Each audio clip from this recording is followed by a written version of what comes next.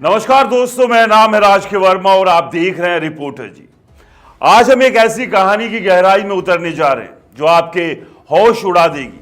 ये कहानी है भारत के रियल एस्टेट सेक्टर की, जो कभी आसमान की बुलंदियों को छू रही थी लेकिन अब ठंडी पड़ती नजर आ रही है।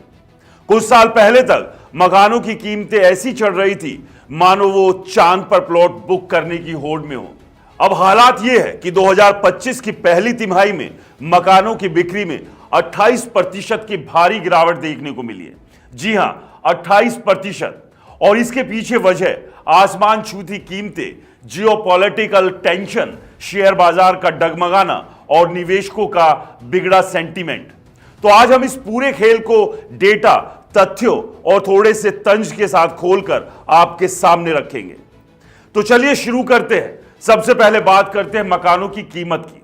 पिछले कुछ सालों में भारत के बड़े शहरों में प्रॉपर्टी की कीमतें ऐसे बढ़ी जैसे कोई रॉकेट लॉन्च हो रहा हो। एनरॉक की रिपोर्ट के मुताबिक 2024 से 2025 के बीच टॉप 7 शहरों में औसत कीमत में 10 से 34% की बढ़ोतरी हुई। दिल्ली एनसीआर और बेंगलुरु में तो यह आंकड़ा 34% और 20% तक पहुंच गया। अब जरा सोचिए, एक मिडिल क्लास परिवार जिसकी सालाना कमाई 10 से 15 लाख रुपए है, वो 1.5 करोड़ का फ्लैट कैसे खरीदेगा? ईएमआई भरते भरते तो उसकी 7 पुश्तें थक जाएगी। लेकिन बिल्डर को इससे क्या, वो तो लग्जरी और अल्ट्रा लग्जरी सेगमेंट में नई सप्लाई डालते चले गए। 2025 की पहली तिमाही में 70% से ज्यादा नई लॉन्चिंग 1.5 करोड़ से ऊपर की कैटेगरी में हुई। हैदराबाद में तो 70% नई सप्लाई लग्जरी और अल्ट्रा लग्जरी थी। अब ये लग्जरी किसके लिए?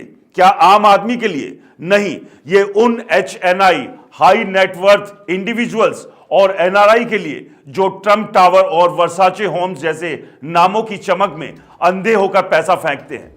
लेकिन सच्चाई ये कि इस चमक ने आम खरीदार को बाजार से बाहर धकेल दिया। अब आते हैं मुख्य मुद्दे पर। एनरॉक की ताजा रिपोर्ट कहती है कि Q1 2025 यानी कि जनवरी से मार्च में टॉप 7 शहरों में सिर्फ 93,280 यूनिट्स बिके, जबकि पिछले साल इसी दौर में 1,30,170 यूनिट्स बिकी थी, यानी 28% की गिरावट। चलिए इस आंकड़े को शहर दर शहर देखते हैं। दिल्ली एनसीआर में 2025 में 12,520 यूनिट बिकी हैं, जबकि 2024 में 15,620 यूनिट्स बिके थे, यानी कि 20% गिरावट। मुंबई में 31,610 यूनिट्स, जबकि 2024 में 42,920 यूनिट, यानी कि 26% की गिरावट। पुणे में 16,100 यूनिट्स, जबकि 2024 में 22,990 यूनिट्स, यानी कि 30% गिरावट। वहीं हैदराबाद में 10,100 यूनिट्स, जबकि 2024 में 19,660 यूनिट्स, यानी 49% गिरावट। चेन्नई में 4,050 यूनिट्स, जबकि 2024 में 5,510 यूनिट्स, यानी 26% गिरावट। कोलकाता की बात करें, 2025 में 3900 यूनिट बिके, जबकि 2024 में 5650 यूनिट्स, यानी 31% गिरावट। हैदराबाद में तो हालात सबसे ज्यादा खराब है, 49% की गिरावट। ये वही हैदराबाद है जो पिछले कुछ सालों में रियल एस्टेट का हॉटस्पॉट बना हुआ था, लेकिन अब वहां खरीदार गायब है। और ये सिर्फ हैदराबाद की बात नहीं, पुणे में 30%, कोलकाता में 31%, हर जगह एक जैसी कहानी। तो सवाल ये, गिरावट आई क्यों? अब बात करते हैं उन बड़े कारणों की जो इस गिरावट के पीछे है। पहला, जियोपॉलिटिकल टेंशन। दुनिया भर में क्या चल रहा है? यूक्रेन रूस का युद्ध, मिडिल ईस्ट में अस्थिरता और अमेरिका चीन के बीच ट्रेड वॉर की आहट। इस सब का असर भारत पर भी पड़ रहा है। एनरॉक के चेयरमैन अनुज पुरी कहते हैं, वैश्विक तनाव और कमजोर ग्लोबल इकोनॉमी ने भारत के रेजिडेंशियल मार्केट पर असर डाला है। जब दुनिया डगमगा रही है तो निवेशक सोच रहा है, अरे अभी प्रॉपर्टी में पैसा डालूंगा तो क्या पता कल को हालात और बिगड़ जाए। दूसरा बड़ा कारण, शेयर बाजार की गिरावट। 2025 की शुरुआत में ग्लोबल मार्केट में अस्थिरता दिख गई। भारत का निफ्टी 50 भी पिछले कुछ समय से ऊपर नीचे होता रहा। जब शेयर बाजार में पैसा डूबने का डर हो तो निवेशक रियल एस्टेट जैसे बड़े इन्वेस्टमेंट से हाथ खींच लेता है। और यह सिर्फ बड़े निवेशकों की बात नहीं, मिडिल क्लास भी आप सोच रहा है कि कहीं ईएमआई का बोझ डालकर बाद में पछताना ना पड़े। अब बिल्डर्स की चालाकी भी देखिए।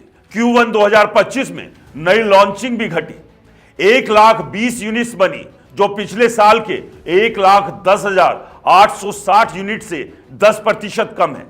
लेकिन मजे की बात यह कि ज्यादातर नई सप्लाई लग्जरी सेगमेंट में थी। एनसीआर में 70% नई यूनिट्स 2.5 करोड़ से ऊपर की थी। हैदराबाद में भी 70% सप्लाई 1.5 करोड़ से ऊपर। ये बिल्डर क्या सोचते हैं कि हर कोई करोड़पति है क्या?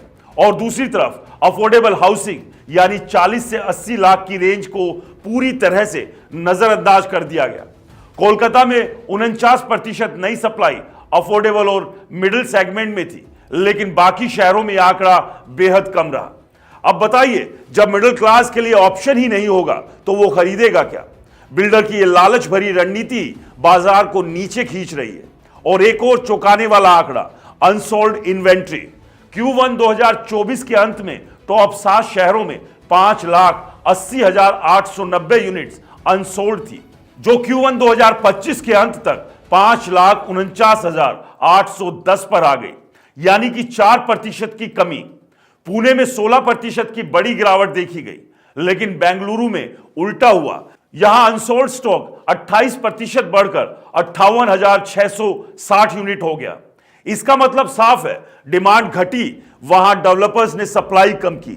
लेकिन बेंगलुरु जैसे शहर में लग्जरी प्रोजेक्ट्स की बाढ़ ला दी गई, जो अब बिक नहीं रहे। ये अनसोल्ड स्टॉक एक टाइम बम की तरह है, अगर ये फटा तो बिल्डर की कमर टूट जाएगी। चलिए शहर को थोड़ा और करीब से देखते हैं। मुंबई 31,660 यूनिट्स बिकी, 26% की गिरावट। मुंबई का बाजार हमेशा से HNI और NRI पर निर्भर रहता है, लेकिन अब वो भी सोच रहे हैं कि क्या 6.5 करोड़ का ट्रम्प टावर सचमुच वैल्यू फॉर मनी है।